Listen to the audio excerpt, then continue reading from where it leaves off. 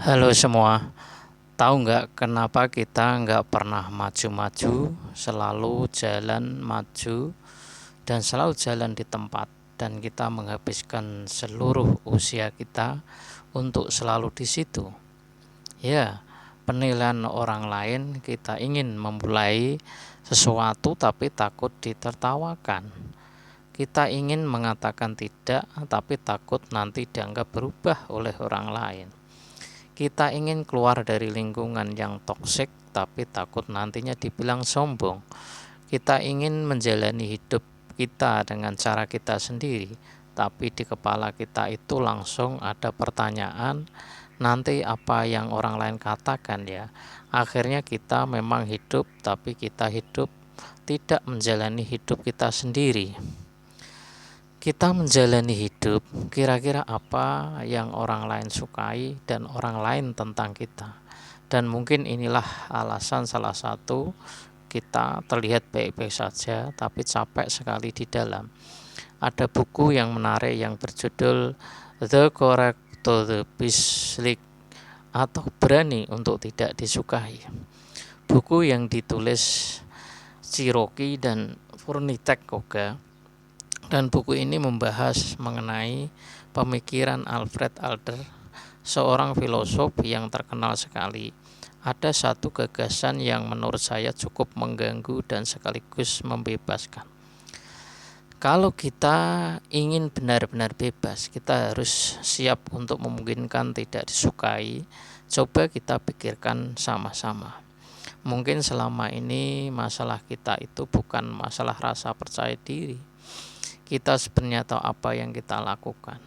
Kita tahu apa keputusan yang harus kita ambil. Bahkan tahu lingkungan tidak sehat bagi kita. Tapi kenapa kita nggak berani melakukan sesuatu? Kenapa? Karena setiap keputusan kita memiliki konsekuensi sosial. Ketika mulai tegas dan yang bilang kita berubah, ketika kita mulai berhenti membantu, ada yang bilang kita egois. Ketika kita mulai menjaga jarak, ada yang bilang kita sombong. Ketika kita mulai sukses, tapi ada aja yang tidak suka. Jadi persoalannya bukan bagaimana semua orang itu bisa memahami kita, karena itu hampir mustahil. Persoalannya adalah apakah kita cukup berani untuk menjalani hidup meskipun ada orang yang salah paham dengan kita. Bukan berarti kita mau menjadi manusia egois dan menyebalkan ya. Berani tidak disukai bukan berarti sengaja orang lain membenci kita. Bukan berani kita tidak peduli dengan perasaan orang. Tapi bukan berarti kita bebas menyakiti siapa saja dan tidak peduli dengan orang lain. Bukan seperti itu konsepnya. Berani tidak disukai berarti kita berhenti menjadikan penerimaan orang lain sebagai syarat untuk menjalani hidup kita sendiri. Apa bedanya? Bayangkan, ada orang yang bikin usaha, sudah punya ide, sudah ada modal, sudah belajar, tapi tidak pernah memulai. Ketika ditanya kenapa, dia bilang takut gagal. Ya mungkin benar takut gagal, tapi coba kita gali lebih dalam. Kadang yang sebenarnya kita takutkan itu bukan kegagalannya, tapi takut dilihat gagal. Kalau usaha itu gagal diam-diam dan tidak seorang pun yang tahu, mungkin rasa takutnya itu enggak sebesar itu. Yang membuat berat ketika kita membayangkan komentar orang. Tuh, gue bilang juga apa, gagal kan? Makanya jangan sok-sokan jadi pengusaha. Dulu udah kerja enak, sekarang malah keluar. Nah, itu berarti kalau kita tarik kesimpulannya, sebenarnya ketakutan kita sebenarnya itu bukanlah masalah peristiwa kegagalannya, tapi tentang manusia lain yang melihat kegagalan itu. Nah, ini sejalan dengan gagasan besar yang ada di buku tersebut. Bahkan persoalan hidup kita itu berhubungan dengan relasi antar manusia dan kebutuhan untuk mendapatkan sebuah pengakuan. Kita ingin dianggap pintar, kita ingin dianggap baik, kita ingin dianggap dermawan. Kita ingin dilihat sebagai seorang pasangan yang baik, orang tua yang baik, anak yang baik, serta pemimpin yang baik. Ya, tidak ada salahnya untuk menjadi baik. Masalahnya itu dimulai ketika hidup kita berubah menjadi pertunjukan untuk mendapatkan penilaian baik dari orang lain. Karena kalau tujuannya untuk mendapatkan pujian, tanpa sadar kita menyerahkan remote kontrol kita kepada penilaian orang lain. Orang memuji kita senang, orang mengkritik kita hancur. Postingan rame kita percaya diri, postingan sepi kita pertanyakan diri sendiri. Ada orang yang setuju kita tidak jadi berani. Ada orang mencibir kita malah mundur.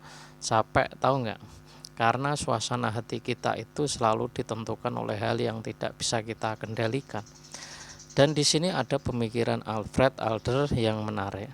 Kita perlu memisahkan mana urusan kita, mana urusan orang lain. Konsep ini itu dibilang itu separation of task, memisahkan tugas. Kita perlu berhenti mengambil alih yang sebenarnya itu adalah tugas orang lain. Contoh sederhananya seperti ini.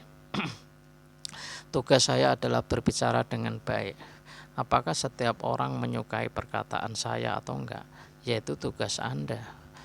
Tugas saya bikin video secara sungguh-sungguh. Apakah orang lain mau menghargainya atau menyukainya atau tidak? Ya, itu tidak sepenuhnya dalam kendali saya. Tugas saya adalah membuat keputusan terbaik berdasarkan sebuah pengetahuan yang saya miliki. Apakah semua orang akan setuju? Ya enggak mungkin. Dan ketika kita mulai memahami batasan itu, hidup kita insya Allah akan jadi ringan. Karena ternyata banyak sekali beban yang kita bawa selama bertahun-tahun. Sebenarnya beban itu bukan milik kita. Kita ingin mengendalikan pikiran orang. Kita ingin mengendalikan komentar orang, kita ingin memastikan mereka memahami niat kita. Kita ingin memastikan bahwa mereka itu tidak akan kecewa. Padahal kita tidak punya kuasa sebesar itu. Anda bisa menjadi orang baik di dunia ini, tetapi tetap akan ada orang yang tidak suka. Anda bisa menjelaskan niat Anda 10 kali lipat, tetapi tetap ada orang yang salah paham. Anda bisa membantu ratusan orang, tapi tetap akan ada orang yang kecewa. Itulah hidup. Lucunya, semakin keras kita berusaha supaya orang itu suka sama kita, semakin jauh kita meninggalkan diri kita sendiri. Hari ini kita A, besok mungkin ekspektasi B. Lusa takut mengecewakan C, lama-lama kita bingung sendiri. Sebenarnya saya ini mau hidup seperti apa ya? Karena hampir semua keputusan dibuat dalam satu pertanyaan. Apa kata orang? Bukan apa yang menurut saya benar, dan harga yang dibayar untuk sebuah kebebasan. Dan salah satu harganya adalah kemungkinan untuk tidak disukai, dan ini bagian yang paling beratnya. Kita sering ingin kedua-duanya jalan beriringan. Kita ingin hidup bebas, tapi semua orang harus setuju. Kita ingin menjadi diri sendiri, tapi tidak boleh ada yang kecewa. Kita ingin punya batasan, tapi tetap harus dianggap baik oleh semua orang.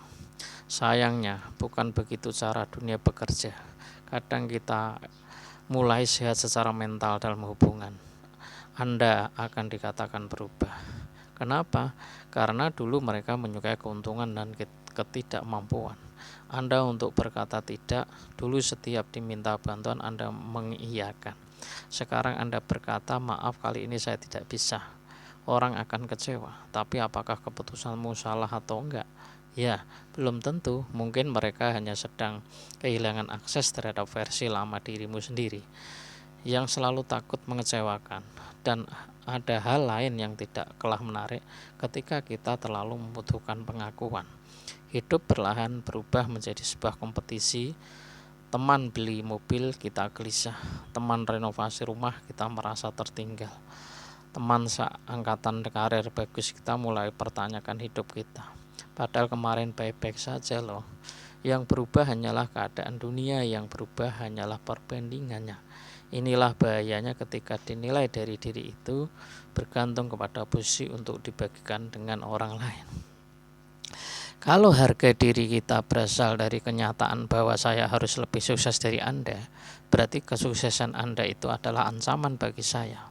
Saya susah untuk melihat Anda naik karena kalau Anda naik saya akan turun. Padahal kehidupan sebenarnya tidak harus menjadi pertandingan. Keberhasilan orang lain itu tidak mengambil apapun dari kita loh. Orang lain mendapatkan rezeki, bukan berarti jatah rezeki kita akan berkurang. Orang lain lebih terkenal bukan membuat nilai kita sebagai manusia itu berubah. Orang lain lebih cepat bukan berarti perjalanan kita itu gagal. Kisimi musik dan koga menawarkan arah yang berbeda dari mana hidup mengejar pengakuan. Arahkan hidup kita kepada distribusi, bukan keberapa banyak orang yang akan mengagumi saya, tapi apakah keberadaan saya ini berguna enggak bagi seorang atau enggak. Perubahannya terlihat kecil, dampaknya sangat besar.